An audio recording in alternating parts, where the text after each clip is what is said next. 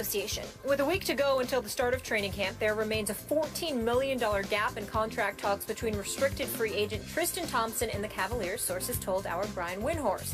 Sources say the Cavs have held firm at an offer of 5 years and $80 million, while Thompson is looking for a max contract of $94 million over that same span. If no deal is reached, by the end of the week, Thompson may sign the Cavs' one-year qualifying offer of $6.9 million to become an unrestricted free agent.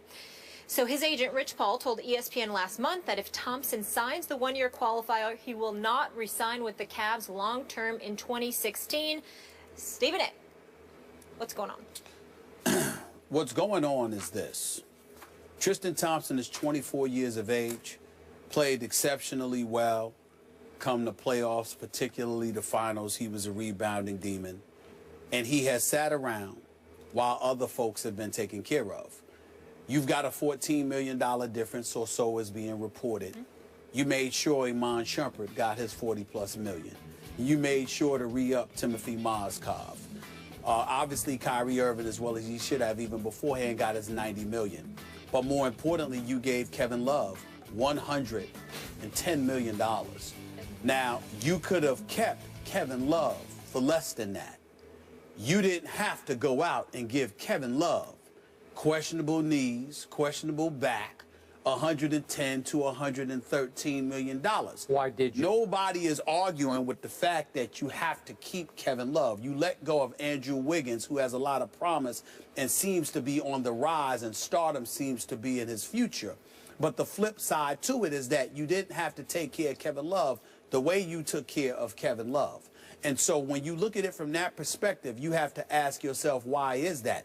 It's because promises were made to Kevin Love, and they were obviously being kept because he seems to be David Griffin's kind of guy, whatever that means. Me personally, I like David Griffin. I think he's done I think he's done a really good job as the general manager for the Cleveland Cavaliers. Not that fond of his owner, Dan Gilbert, but Dan Gilbert does cut the checks, and he's unapologetic about doing so, so I will give him credit for that. But I do believe that a legitimate argument could be made, and here's where the big picture lies.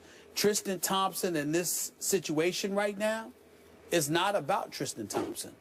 I think it's about the legacy of LeBron James in Cleveland. And here is why I say that.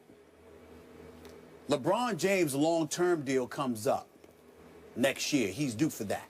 No matter what max dollars he's getting for this upcoming season, what max dollars he got last season, they clearly still had enough money to take care of Tristan Thompson. You just got to pay more with the luxury tax, okay? You could have chipped a few dollars off of an Iman Shumpert or Kevin Love.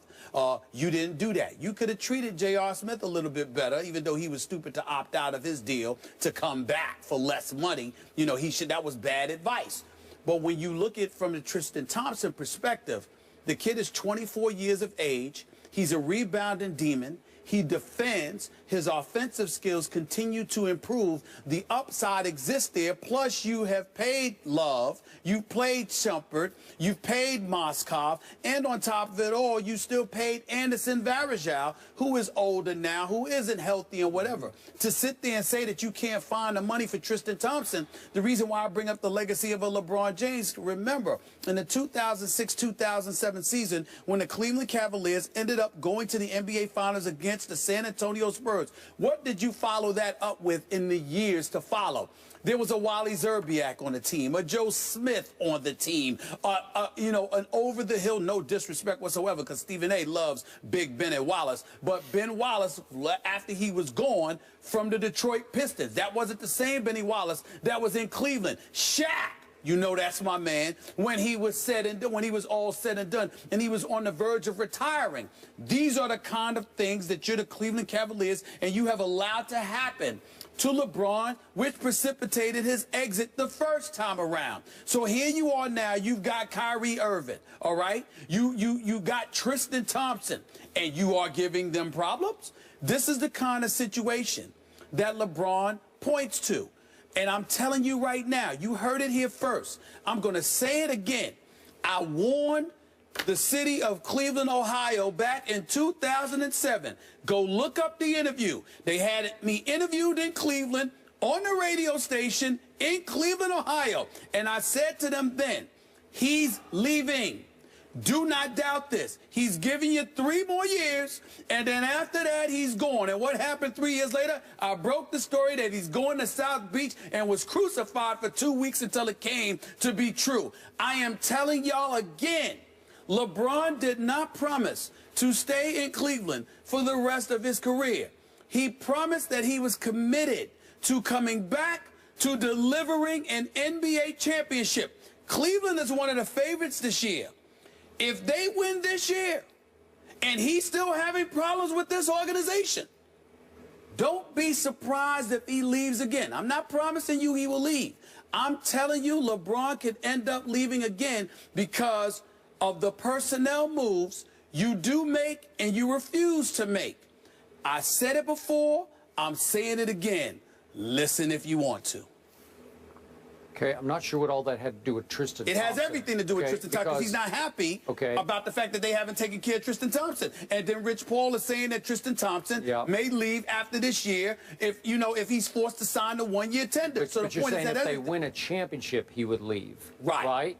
Okay, well, that would be a really good thing for Cleveland, right? I mean, that would be a big thing if they won a championship. Well, they would win a championship, of course, because he's committed to delivering a championship back to the city of Cleveland. Okay. But if you're going to show an unwillingness to keep young horses in place, okay, and instead bring guys or sign guys to $110 million with questionable knees and questionable backs and stuff like that, you now have a problem that he doesn't want to stick around and deal with. So the Tristan Thompson thing is important because LeBron wants to keep that guy. People like yourself, me, and others in the NBA community see nothing but upside with this kid. Oh, I love it. And not only that, he changed the way they played basketball. You can't justify not paying him if you paid the other guys. Had you not paid him, that would be different. But to not pay him and to pay those other guys, you got a problem. Okay, we're almost out of time, so we might have to save this for another day, but my issues are twofold with this salary structure here.